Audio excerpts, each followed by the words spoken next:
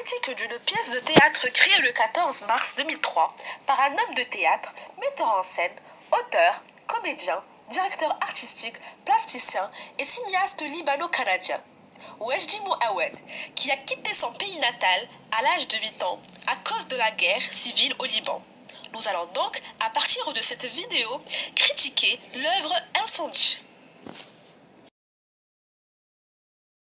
Incendie n'est pas une pièce sur la guerre à proprement parler. C'est une pièce sur les promesses qu'on ne tient pas, sur les tentatives désespérées de consolation, sur la façon de rester humain dans un contexte inhumain.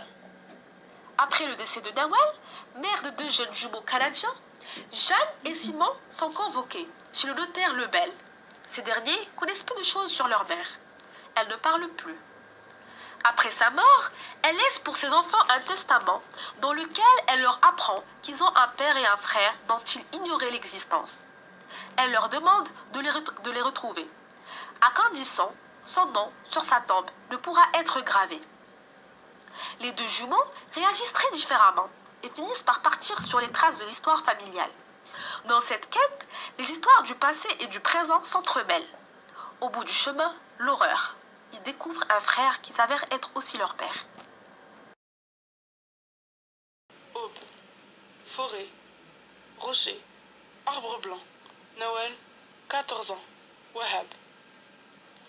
Wahab, écoute-moi. Ne dis rien. Non, ne parle pas. Si tu me dis un mot, un seul, tu pourrais me tuer. Tu ne sais pas encore. Tu ne sais pas le bonheur qui va être notre malheur. Wahab, j'ai l'impression qu'à partir du moment où je vais laisser échapper les mots qui vont sortir de ma bouche, tu vas mourir toi aussi.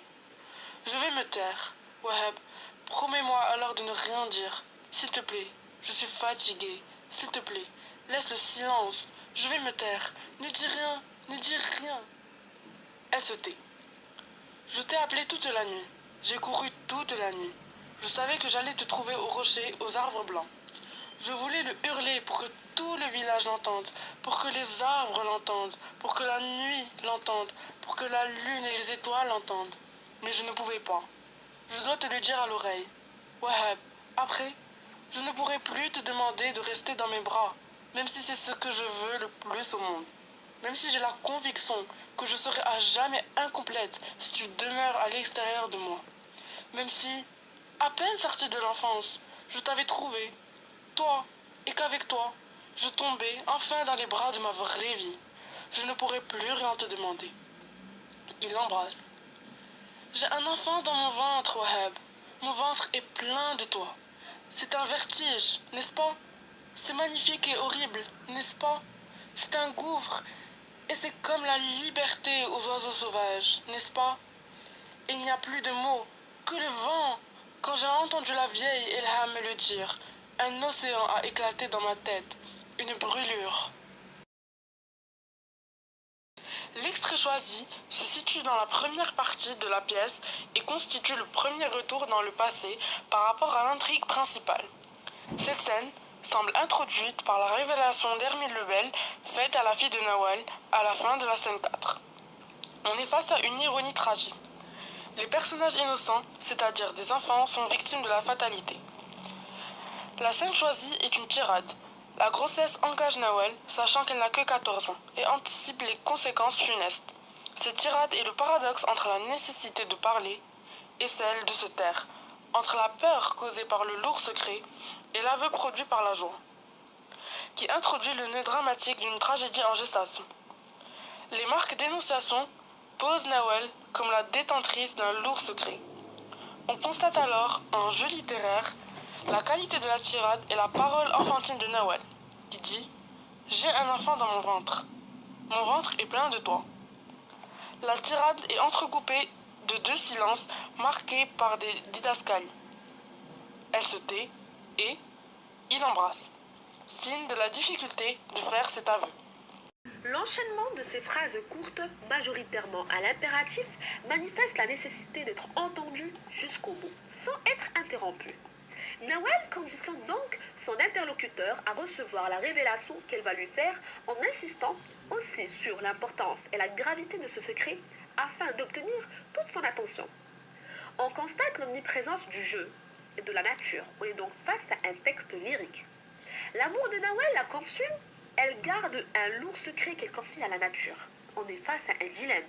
Abandonner le fruit de leur amour ou être renié par leur famille. On éprouve de la compassion pour Nawel qui semble si bien avoir remarqué le danger qui les menace. On suppose que cela va se terminer mal bien, que l'on ne soit qu'au bout du livre.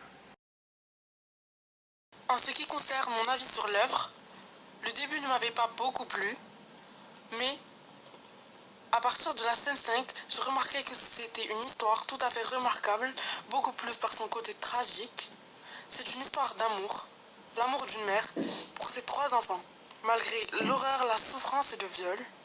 C'est une très belle pièce de théâtre qui raconte aussi l'horreur d'une guerre et ses conséquences sur la femme qui est Nawal. Finalement, c'est une tragédie parfois insoutenable mais vibrante de beauté. En ce qui concerne mon avis, cette année, j'ai découvert Incendie de Wejimo Awed. Elle m'a coupé le souffle, m'a ouvert les yeux.